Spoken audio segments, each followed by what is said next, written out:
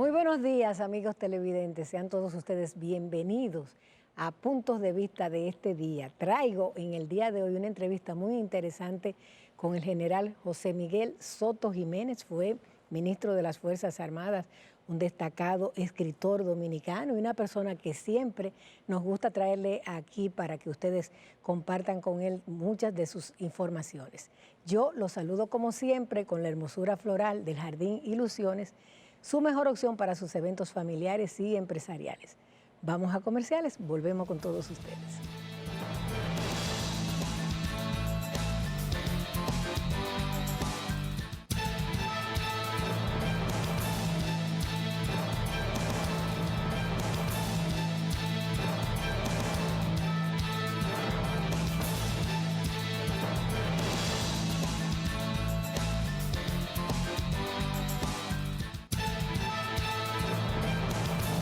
Es para mí un placer compartir con todos ustedes una entrevista con el general retirado José Miguel Soto Jiménez.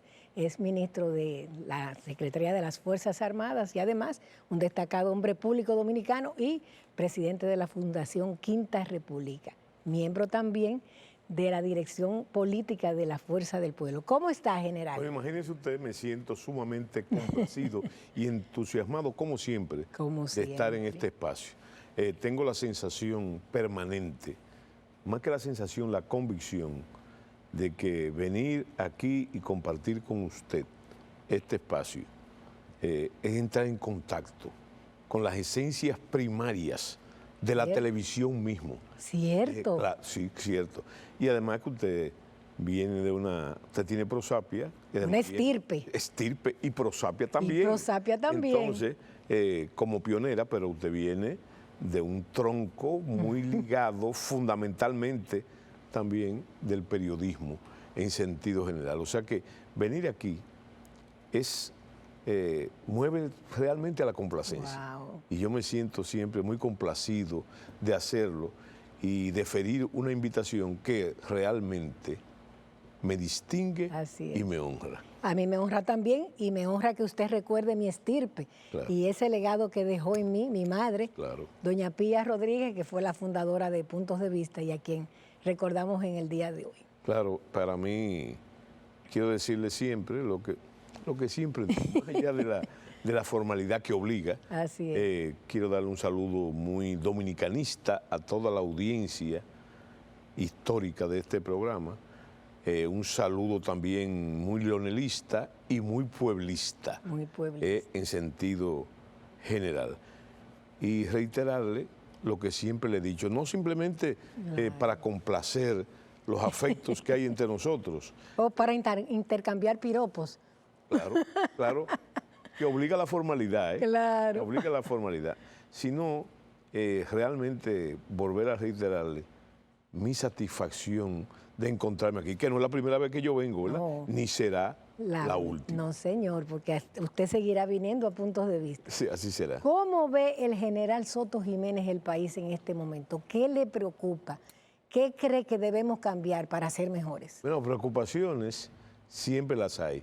Tomando en cuenta, vamos a llamarle el dejo de inestabilidad que siempre ha existido en la historia dominicana, a excepción de ciertos periodos donde el autoritarismo clásico dominicano ha corregido, entre comillas, esa inestabilidad. Ahora, nosotros estamos envueltos en un proceso, vamos a llamarle preelectoral, aunque eso se discute, pero hay que tomar en cuenta que la política es el principal pasatiempo del dominicano. Así es. Desde siempre. Al lado de la pelota.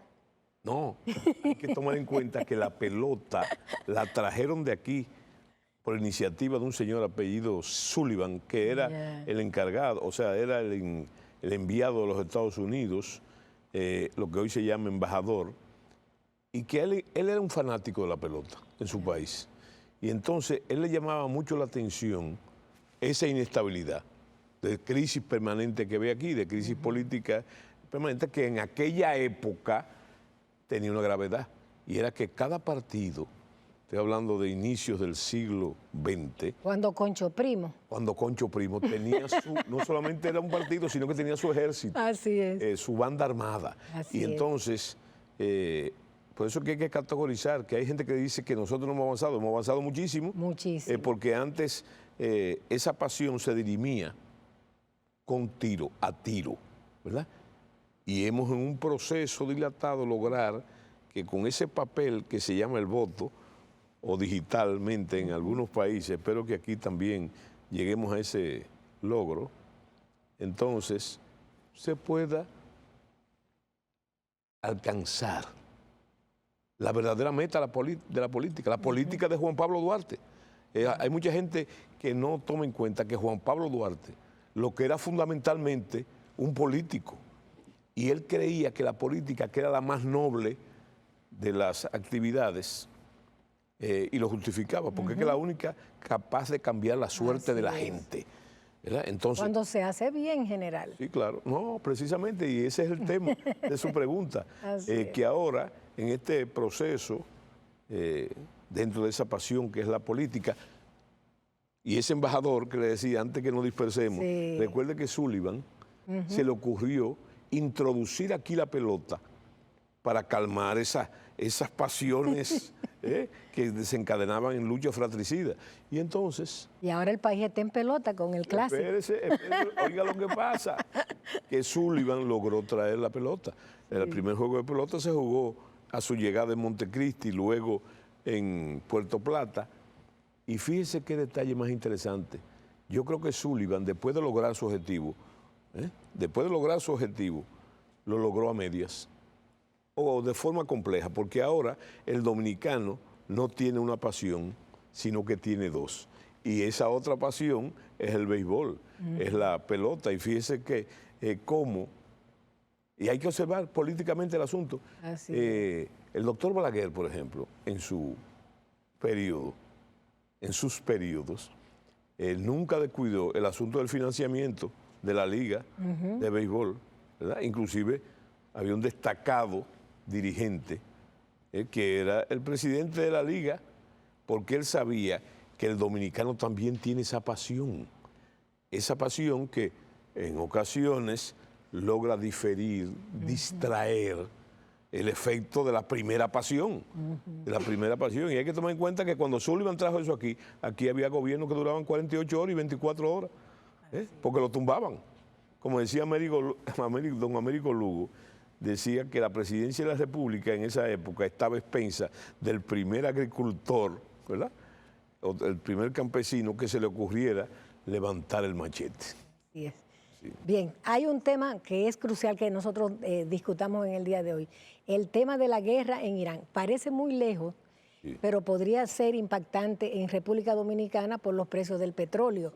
¿Cómo usted está viendo esta situación? Pero no sin antes decirle, porque como pareciese como yo le estoy rehuyendo la política, yo creo que fue su pregunta original, que estamos en un proceso de crisis ahora mismo, en muchas vertientes, ¿verdad? Y entonces, como siempre, nosotros somos un país que estamos a los pies de la esperanza, ¿verdad? Y entonces, la esperanza es que en un plazo de 2 años podamos cambiar precisamente el gobierno, se pueda cambiar el gobierno, y cada cual, y yo respeto eso mucho, tiene sus aspiraciones dentro de la esperanza de cuál va a ser, si es la continuidad. Ahora, la mía, yo quiero dejar la cosa a mí. Vamos a ver. La mía es la presidencia una nueva vez de Leonel Fernández, del presidente Leonel Fernández.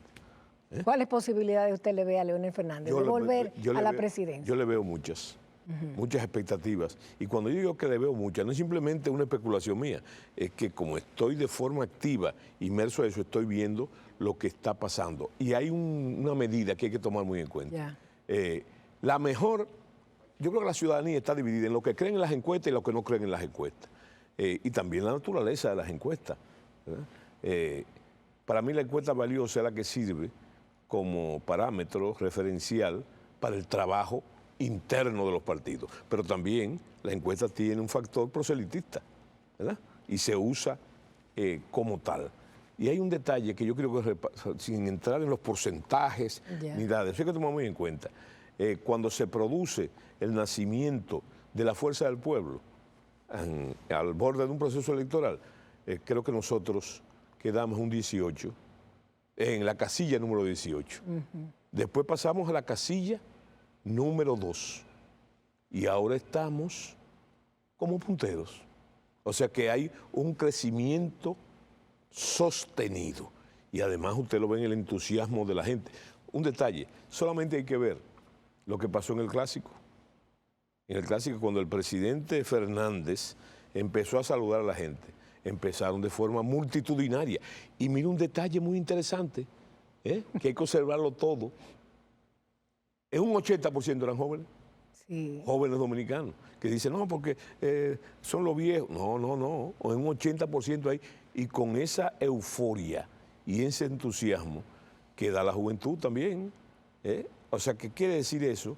Que en esa tendencia que yo le digo, en esas expectativas, esa es la médula. La juventud es la médula y de forma organizativa también en la fuerza del pueblo. Y usted habla de juventud y hay un joven muy cerca del presidente Fernández, su hijo Omar. Es un caso insólito que en un partido el hijo y el padre estén ranqueándose como posibles candidatos presidenciales. Cuénteme un poquito de esto. No, yo pienso que, mire, indudablemente, Omar Fernández ahora mismo es un fenómeno de popularidad, es un fenómeno, él tiene el deso del que hablaba Santana en el 49, en 1849, el deso. Vaya usted a saber lo que es el deso. Nosotros ¿Y qué es el deso? Para que entiendan. El deso es el carisma y además el carácter. En el caso de Santana, cuando él hablaba del deso, inclusive estaba hablando de otra cosa, de aquella cosa, atributo de la masculinidad que cuelga, ¿verdad? Bueno, pero en este caso, indudablemente, el joven Omar Fernández tiene mucho que ver. Pero lo que yo quiero que usted observe, y con usted hay una ventaja, porque usted puede articular ideas. ¿Cierto? Y articular ideas es pensar, ¿verdad? Claro. Y con usted para que el auditorio también, la audiencia pueda expresarse. Mire,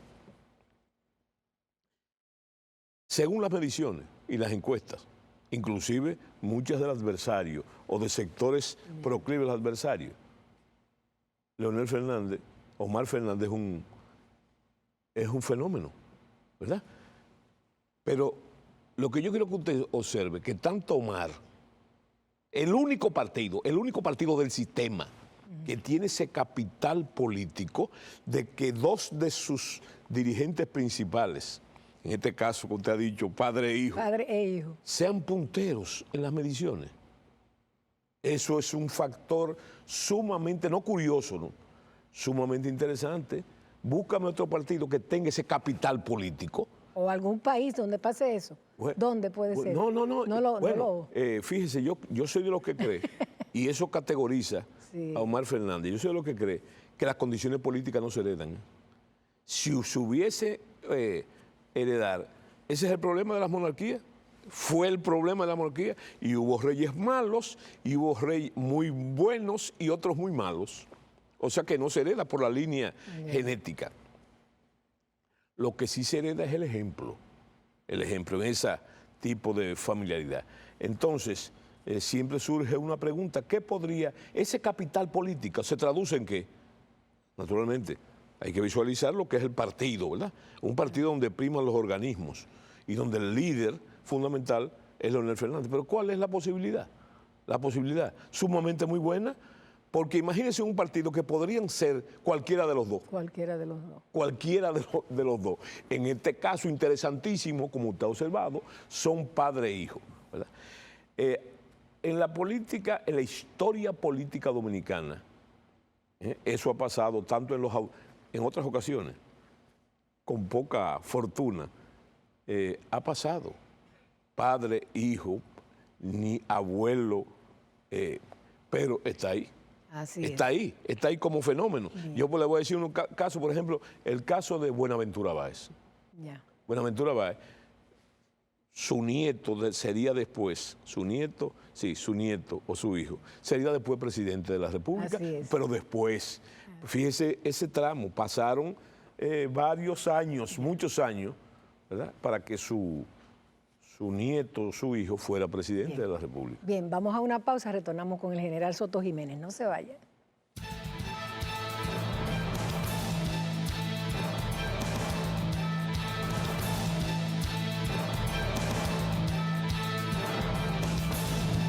Nos acompaña en este día el general retirado Soto Jiménez. Yo quisiera retomar el tema de la guerra de Irán, que no pudimos conversar en el segmento anterior, desde su punto de vista militar, cómo lo ve, y el peligro que vemos de que haya un impacto negativo sobre nosotros por el tema del petróleo, que encarezca todos nuestros productos. Yo creo que el fenómeno que ha pasado y que, ojo, se inició en el Caribe. Esa movilización de fuerza enorme de los Estados Unidos en el Caribe, hay que explicarla, y qué bueno que usted ha dicho, lo ha especificado, usted ha dicho desde el punto de vista militar, claro, porque el punto de vista implica la geopolítica, la geoestrategia, la macroeconomía, y en su pregunta usted toca esos puntos también. Yo pienso que hay que visualizar, y qué bueno que sea desde el punto de vista militar, por lo que decía Clausewitz, el gran teórico y maestro de la guerra, que él decía que la guerra era la continuación de la política por otros medios. Pero posterior a Clausewitz también se hablaba, oiga qué interesante, del impacto de la economía, cuando se hablaba de que los cañones se deslizaban sobre la mantequilla. Ahí está el vínculo de la logística. Mire, yo tengo la impresión, en sentido general, visualizando desde el punto de vista, primero, estratégico, que es el más cercano a la política. La guerra tiene tres niveles, el estratégico, el operacional y el táctico. Desde el punto de vista estratégico, lo que está naciendo, digo, ya nació, lo que está en proceso de evolución es el nuevo orden internacional. Y usted sabe que las estructuras del orden internacional ya datan de principios del siglo XX, se desarrollaron ahí con hechos muy concretos, y eso integró la Primera Guerra, la Segunda Guerra Mundial, la Guerra de Corea, la Guerra del Medio Oriente, la Guerra de Vietnam. Son eventos todos de ese periodo que podíamos llamar, para globalizarlo, como la Guerra Fría. Pero en este caso, esa emersión, y es lo que yo quiero señalar, y fíjese cómo se integran los otros factores, tiene que ver mucho en ese, yo digo que está naciendo un nuevo orden con force. ¿Usted recuerda lo que se decía antes? Claro, cuando los nacimientos había que ayudarlos. Inclusive se hablaba de una famosa droga, no sé si era una droga como tal, que era el pitufin. El pitocin. El pitocin, exactamente. Bueno, y entonces, ¿cuál es el pitocin del momento?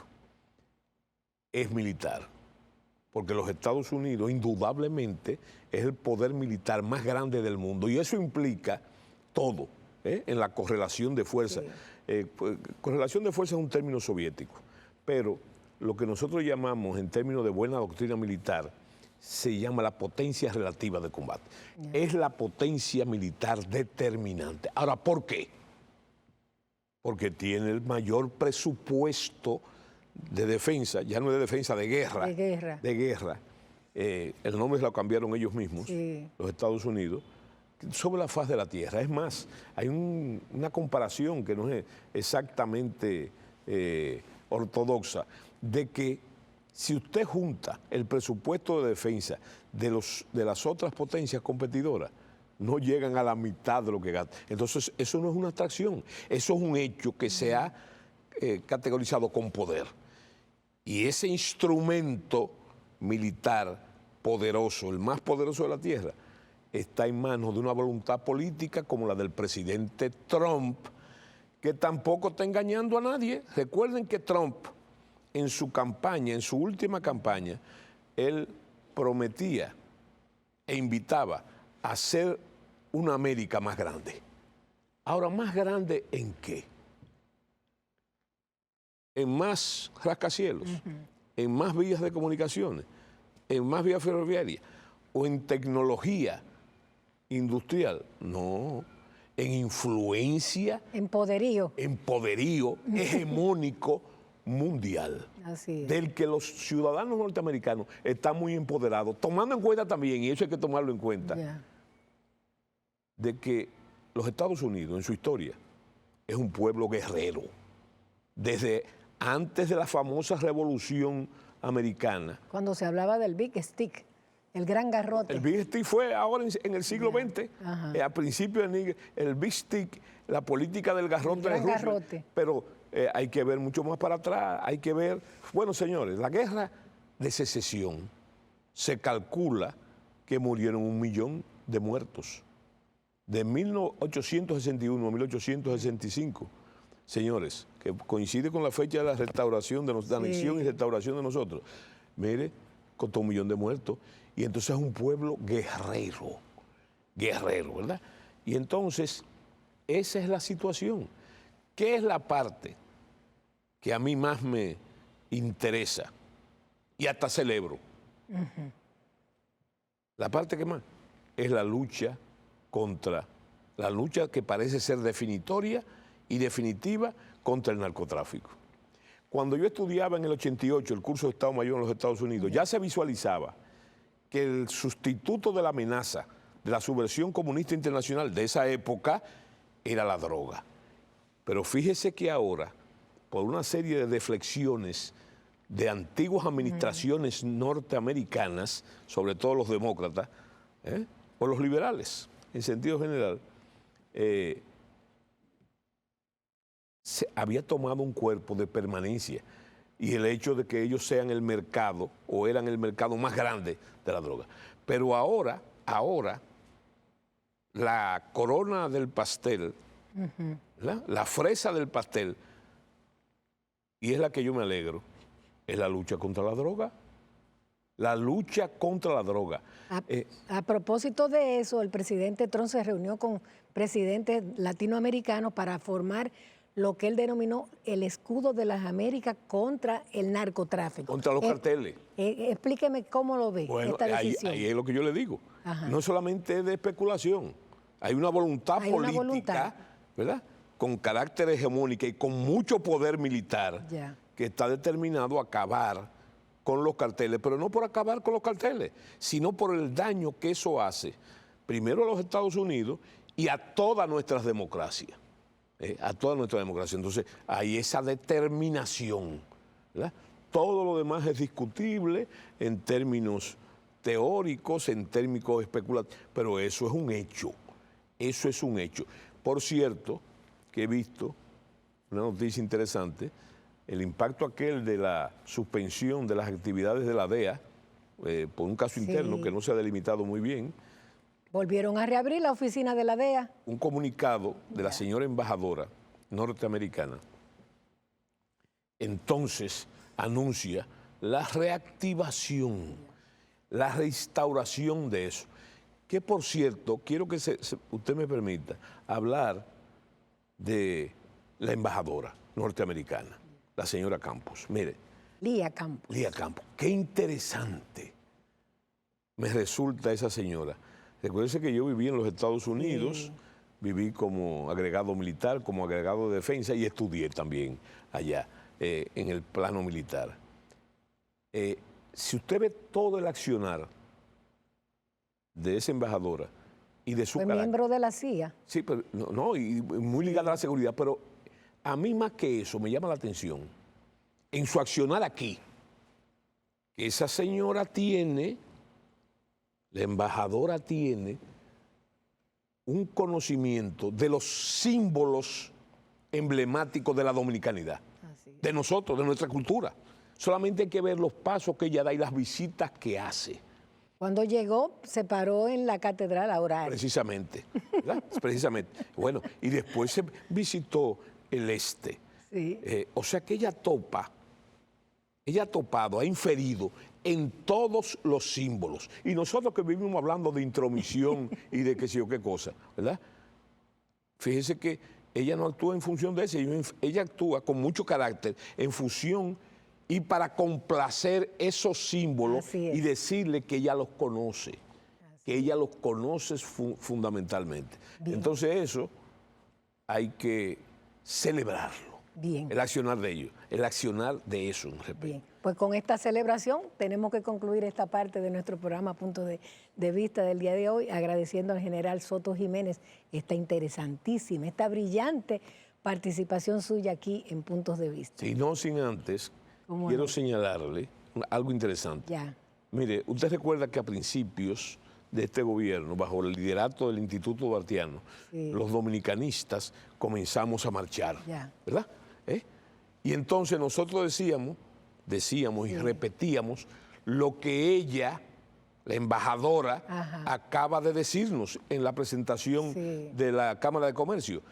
Ella dijo que sí había un plan de fusión y de tolerancia y le puso nombre de cuáles eran los demócratas y eso. Entonces, qué satisfacción que lo diga la embajadora ahora, ¿verdad? Con toda la pertinencia del lugar. Bien, pues con esta palabra vamos a una pausa y retornamos con ustedes.